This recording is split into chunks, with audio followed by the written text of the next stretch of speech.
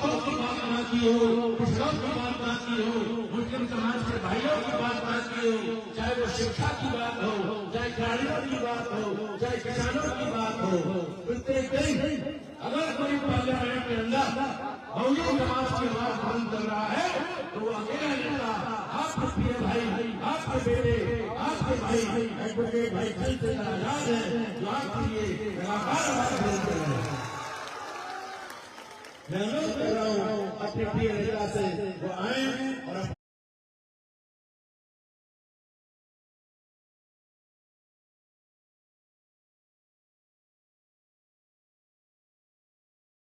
जब जब जुल्म करेगा सत्ता के हथियारों से, चप्पा चप्पा गूंज उठेगा जय भीम के नारों से। जुल्मी जब जब जुल्म करेगा सत्ता के हथियारों से, चप्पा चप्पा गूंज उठेगा जय भीम के नारों से। जो दलितों से टकराएगा वो चूर चूर हो जाएगा, जो दलितों से टकराए।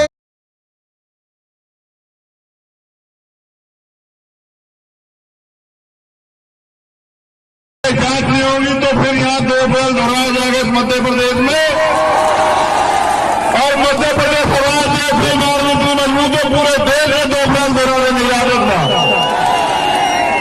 क्या मुख्यमंत्री हमारा इतिहास भूना पड़ेगा वो नहीं जानते हैं?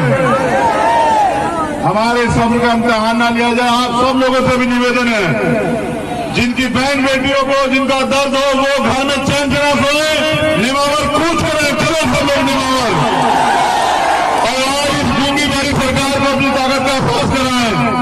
जय भीम, जय भीम, जय भीम।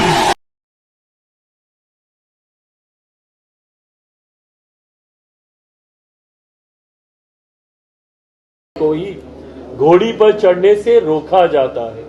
एक दलित समाज से आने वाले परिवार को मंदिर में प्रवेश करने से रोका जाता है। कई ऐसे उदाहरण हम लोग के सामने हैं जहां पर संपन्न लोग भी, जो कहीं ना कहीं समाज में एक अच्छी पहचान बना चुके हैं, वो लोग भी जो दलित समाज से आते हैं, जब मंदिर में जाते हैं तो मंदिर धुलवाया जाता है। तो आज भी इस तरीके के भेदभाव को प्रैक्टिस किया जा रहा है। तो जब भेदभाव छुआछूत के आधार पर हो रहा, ये भेदभाव कहीं शिक्षा के आधार पर नहीं हो रहा, ये भेदभाव कहीं आर्थिक दृष्टि से नहीं हो रहा है कि भाई आर्थिक तौर पर आप सक्षम हो गए तो अब कोई भेदभाव नहीं होगा।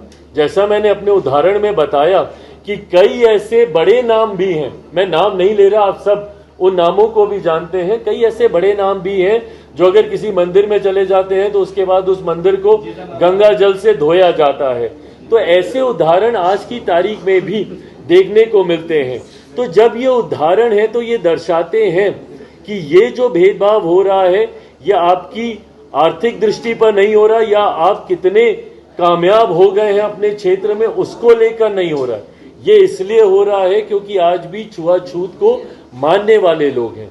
और शेड्यूल कास्ट का जब मैंने जिक्र किया, इसमें उन्हीं जातियों को इसमें रखा गया है जो छुआछूत का शिकार कभी ना कभी कहीं ना कहीं समय के किसी दौर पर रही हैं। तो करिए, इसकी जरूरत क्यों थी SC ST में सब कोटे की, और इससे कौन कौन सी जातियों को फायदा होगा, और राजनीतिक तौर पर किसका फायदा किसका नुकसान है? देखिए मानक, मैं तो इसमें स्पष्ट तौर पे कहता हूं कि मैं सुप्रीम कोर्ट का जो ये फैसला है मैं इसके साथ नहीं खड़ा हूं, और इसके बड़े बड़े बड़े कारण, क्योंकि जब भी आप भारत के संविधान का जब निर्माण हो रहा था और उस वक्त जब आरक्षण की जो बुनियाद थी, आरक्षण की बुनियाद सोशल सामाजिक स्तर पर, आज की तारीख में भी दलितों के, पिछड़ों के जो बड़े बड़े पदों पर पहुंचने के बावजूद भी जब वो अपना घर छोड़ते हैं तो उसको गंगा जल से धुलाया जाता है।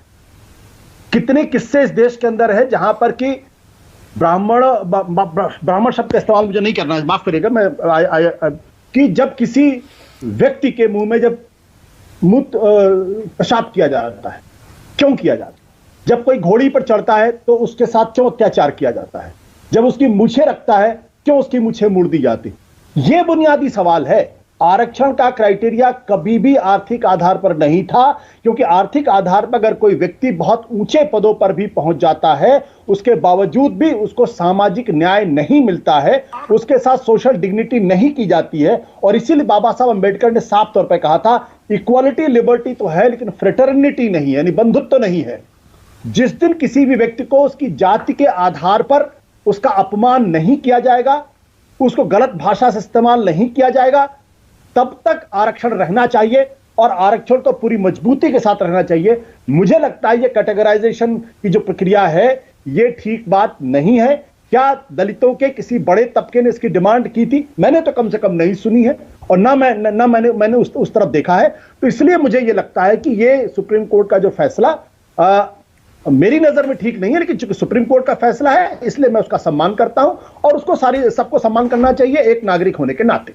नहीं, लेकिन आशुतोष ये भी तो है ना कि सारी जातियां एक बराबर नहीं है, ये तो सबको पता है। मतलब शेड्यूल कास्ट, शेड्यूल ट्राइब में भी, ओबीसी में भी कुछ हैं प्रभावशाली जातियां, कुछ कमजोर जातियां हैं जिनकी संख्या भी कम है, वहां एजुकेशन भी कम है और उनके पास पैसा भी कम है, गरीबी ज्यादा है। तो उनको अगर ऊपर लाना है उसी कोटे में, उसी रिजर्वेशन में, तो इसमें क्या दिक्कत है अगर उनको अलग से कोटा उसी कोटे में दे दिया जाए? तो ये बात तो यहां भी सोचनी चाहिए ना कि जो कैबिनेट सेक्रेटरी है उनमें कोटा कब आएगा? जब उसमें दलितों और पिछड़ों के लोग आएंगे, वहां तो कोटे की बात नहीं होती। जो सेक्रेटरी लेवल पे पहुंच गए हैं वहां तो कोटे की बात नहीं आती। जो जुडिशियरी में पहुंच गए वहां तो कोटे की बात नहीं आती। जुडिशियरी में भी अगर सुप्रीम कोर्ट में 35 जज हैं तो किस दिन उसमें से 27 जज जो है वो दलित पिछड़ों के होंगे? वहां कब कैटेगराइजेशन होगा? मैं तो सवाल ये पूछ रहा हूं। तो ये दरअसल जो समाज का जो प्रभुत्वशाली तबका है, दरअसल वो अपने हिसाब से चीजों को आंकना चाहता है। मैं सवाल खड़े कर रहा हूं कि सुप्रीम कोर्ट से लेकर लोअर जुडिशरी तक कब दलितों को उनकी आबादी के हिसाब से वहां पर जगह मिलेगी, आरक्षण मिलेगा? सेना में कब जगह मिलेगी? कैबिनेट सेक्रेटरी में कब जगह मिलेगी? इतने राज्यों के अंदर चीफ सेक्रेटरीज हैं, वहां किस दिन उनको जगह मिलेगी? वहां तो जगह नहीं मिलती। यूनिवर्सिटीज के अंदर वाइस चांसलर कब बनाए जाएंगे, प्रोफेसर कब बनाए जाएंगे उनकी आबादी के हिसाब से? तब तो अपलिफ्टमेंट की बात नहीं होती, तब कैटेगराइजेशन की बात नहीं होती, क्योंकि तब एक खास तबके का कब्जा हर जगह है और वो तबका अपना हिस्सा नहीं छोड़ना चाहता। ये इस पर भी चर्चा सुप्रीम कोर्ट को करनी चाहिए ना। ओके। या सिर्फ दलितों के कैटेगराइजेशन की बात होगी, पिछड़ों के कैटेगराइजेशन की बात होगी? जो समाज में इतने बड़े लेवल पर कैटेगराइजेशन की जरूरत है वहां तो नहीं बात होती। ओके। अब आशुतोष, ये राहुल गांधी की जाति, जब से अनुमा जी कह रही है जाति नहीं पूछी थी, उन्होंने एक तरह से गाली दी थी, अपमान किया था। आप अनुराग ठाकुर के इस सवाल को कैसे लेते हैं? क्योंकि आज उन्होंने यह भी कहा कि मैंने वो बात क्यों कही। अनुराग ठाकुर कहते हैं जो सबकी जाति पूछते हैं, हम उनसे उनकी जाति पूछ रहे हैं, तो इतना बवाल क्यों? देखिए मानक, मुझे बहुत तकलीफ हुई इस बात को सुनकर, क्योंकि मैं उत्तर प्रदेश से आता हूं। उत्तर प्रदेश में जब किसी की वल्दियत पूछी जाती है ना, तो उसकी मां को गाली दी जाती है। उन्होंने ये नहीं कहा कि राहुल गांधी की जाति, राहुल गांधी अपनी जाति बताइए। उन्होंने ये कहा कि राहुल गांधी की जाति का पता नहीं है। यानी आप दरअसल राहुल गांधी की वल्दियत को पूछकर उनकी मां को गाली दे रहे हैं। अगर इतनी भी समझ अगर भारतीय जनता पार्टी के लोगों के अंदर नहीं, तो मुझे कुछ नहीं कहना इसके बारे में। और अगर प्रधानमंत्री को उसमें ह्यूमर दिखाई पड़ता है तो मैं कुछ नहीं कह सकता, मैं सिर्फ ईश्वर से प्रार्थना कर सकता हूं। और जहां तक अनुराग ठाकुर की बात है, अनुराग ठाकुर कौन है? वही है ना जो खुलेआम कह रहे थे गोली मारो डैश डैश डैश, और उसके बाद उनका प्रमोशन हो गया था। अनुराग ठाकुर कौन है? प्रेम कुमार धूमल के बेटे हैं ना। एंटाइटलमेंट उनकी नहीं है, वो डायनेस्टी से नहीं आते हैं। उनके भाई कहां पर हैं? वो किस हैसियत से हैं? कौन सी क्रिकेट? अनुराग ठाकुर ने तो क्रिकेट भी खेली है, अच्छे लेवल में क्रिकेट खेली है। मैं व्यक्तिगत तौर पर उनको जानता भी हूं, लेकिन क्या वो एंटाइटल्ड नहीं है? क्या उनके पिताजी क्या थे? वो क्यों राजनीति में आए? उनका भाई क्रिकेट बोर्ड में क्यों है? ये भी तो एंटाइटल्ड है ना। तो मैं जाति पूछने के खिलाफ, मुझे नहीं लगता कि किसी की जाति पूछे तो कोई दिक्कत वाली बात। लेकिन जब आप पूछते हैं इनकी तो जाति का पता नहीं, हम उत्तर प्रदेश से आते हैं, हम जानते हैं। जब कोई आदमी ऐसे पूछता था ना, मन करता था कि उसके साथ क्या बर्ताव कर दूं, क्योंकि उसने मेरे माँ बाप को गाली दी है। ओके आशुतोष, पहले आज के फैसले का जरा विश्लेषण करिए।